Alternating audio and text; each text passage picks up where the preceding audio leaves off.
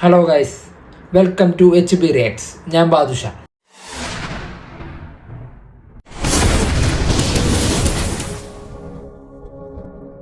ഇന്ന് നമ്മൾ റിയാക്ഷൻ ചെയ്യാൻ വേണ്ടി പോകുന്നത് നിസാം ബഷീറിൻ്റെ മൂന്നാമത്തെ ഡയറക്ടോറിയൽ ഐ നോബഡി.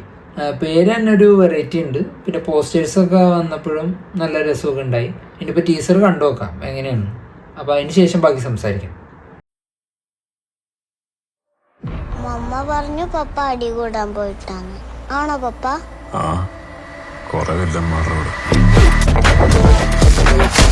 വേണ്ട, ആ കഥ കേട്ടിട്ട് മടുത്തു. പിന്നെ ഏത് കഥ വേണം?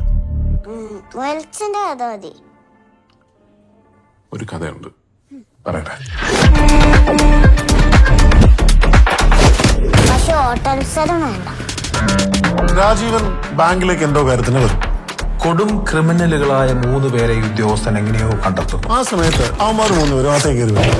കണ്ടിരിക്കുന്നവരുടെ കണ്ണിൽ പൊടിയിടാൻ വേണ്ടി അവന്മാർ എന്നിട്ട് അടിയും വാങ്ങിച്ച് അവന്മാരനെ പിടിച്ചോണ്ട് പോകുന്ന പോലത്തെ ഒരു സിറ്റുവേഷൻ ഞാൻ തന്നെ ഉണ്ടാക്കി. അവന്മാർ ആരെ സാറേ കൊണ്ടുപോയാ? വല്ല VIP ആണോ? ഒരു നോബഡി. വിജയകരമായി അങ്ങനെ ഒരു ബാങ്ക് മോഷണം നടപ്പിലാവും. പോലീസും നാട്ടുകാരും വഴിനീളെ 17 കോടിയും തപ്പി നടക്കുമ്പോൾ നമ്മുടെ ഈ ഉദ്യോഗസ്ഥൻ ആ കട്ട കാശും കൊണ്ട് തന്റെ ഭാര്യയുമായി സുഖിക്കുകയായിരുന്നു.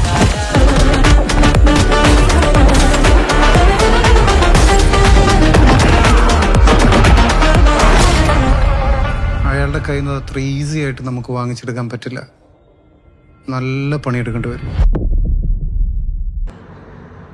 നിസാം ബഷീർ ഡയറക്റ്റ് ചെയ്യുന്ന മൂന്നാമത്തെ മൂവിയാണ് ഐ നോബഡി. മുമ്പ് ചെയ്തേക്കുന്നത് കെട്ടിയോളാണ് എൻ്റെ മാലാഖ, പിന്നെ രണ്ടാമത്തെ റോഷാക്ക്. അപ്പോൾ അതുപോലെ ഇത് പൃഥ്വിരാജായിട്ട് ഈ പടം കണ്ടിട്ടൊരു ഇപ്പം എന്താ പറയുക, ബാങ്ക് റോബറി, മണി അങ്ങനെയായിട്ട് ബന്ധപ്പെട്ട ഒരു ഹേസ്റ്റ് മോഡൽ കോമഡി അങ്ങോട്ട് മിക്സ് ചെയ്ത ഒരു ജേണലിൽ പെടുന്ന പടമെന്ന് തോന്നുന്നു. നല്ല കണ്ടിട്ട് നല്ല ഇൻട്രസ്റ്റിംഗ് ആണ്. പിന്നെ അതുപോലെ തന്നെ പൃഥ്വിരാജിൻ്റെ ലുക്കും നല്ല ഡിഫറെൻറ്റ്, രസമുണ്ട് കാണാൻ, വെറൈറ്റി. ഇപ്പോൾ പൃഥ്വിരാജ് ഇപ്പോൾ റീഇൻട്രൊഡ്യൂസിങ് ഫാഫ എന്നൊക്കെ പറയില്ല ആവേശത്തിൽ, അതുപോലൊരു ഫീലുണ്ട് ഇപ്പോൾ റീഇൻട്രൊഡ്യൂസിങ് പൃഥ്വിരാജ് എന്ന് പറഞ്ഞ പോലെ.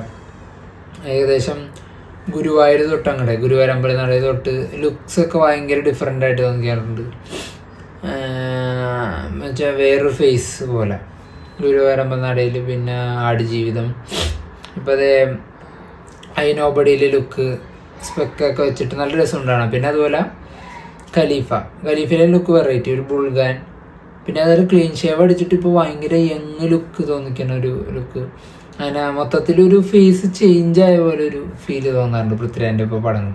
പിന്നെ ഇതും നിസാം ബഷീറിൻ്റെ പടമായതുകൊണ്ട് ഒരു പ്രതീക്ഷ തന്നെയാണ്. കാരണം മുമ്പ് ചെയ്ത 2 പടങ്ങളും അത്രയും വെറൈറ്റി പടങ്ങൾ തന്നെയായിരുന്നു. നല്ല രീതിയിൽ മേക്ക് ചെയ്യാൻ അറിയുന്ന ഡയറക്ടറാണ്. അതിൽ നല്ലൊരു പ്രതീക്ഷ തന്നെയാണ്. അപ്പോൾ പടം ഇറങ്ങുമ്പോൾ അറിയാം. ഇനിയിപ്പോൾ ടീസർ വന്നുള്ളൂ, ജൂലൈയിലാണ് റിലീസ് പറഞ്ഞേക്കണം. അപ്പോൾ ബാക്കി കാര്യങ്ങളൊക്കെ എന്തായാലും നല്ല പ്രതീക്ഷ ഉണ്ട്. ഒരു വ്യത്യസ്തമായ ഒരു രസം തോന്നുന്നുണ്ട്. പിന്നെ കുറേ നാൾക്ക് ശേഷം പാർവതി വീണ്ടും മെയിൻ ലീഡായിട്ട് ഒരു പടം വന്നു. അതായത്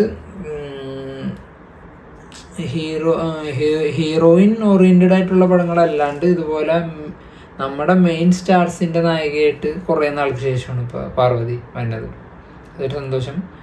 നല്ലൊരു ആക്ട്രസ് തന്നെയായിരുന്നു. പിന്നെ കുറച്ചാൾ ഡൗൺ ആയിപ്പോയുണ്ട്, എന്തോ അങ്ങനെയൊക്കെ സംഭവിച്ച്. നല്ല കാലിബറുള്ളൊരു നടി തന്നെയായിരുന്നു പാർവതി. ഇപ്പോൾ തിരിച്ച് പിന്നെ പൃഥ്വിരാജിൻ്റെ കൂടെ തന്നെ ഒരു കൊളാബറേഷൻ, അതും നല്ല പരിപാടി തന്നെയാണ്.